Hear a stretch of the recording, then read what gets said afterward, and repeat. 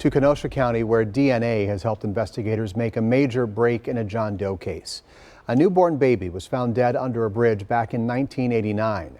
More than 35 years later, that DNA helped ID the child and the family.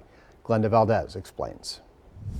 After more than 3 decades since the Kenosha County community was shaken by the gruesome discovery of a deceased newborn baby beneath the bridge in the town of Paris.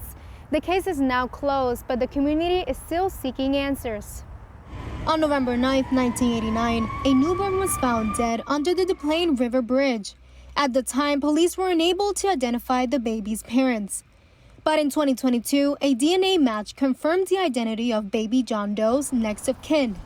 Now, after nearly 35 years, the case is officially closed, and no one has been charged in the case. Well, don't tell me it's something that you did all of this, but you're not going to do anything about it.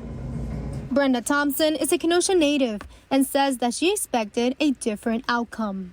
This is just so they can get out and say, hey, we did our due diligence.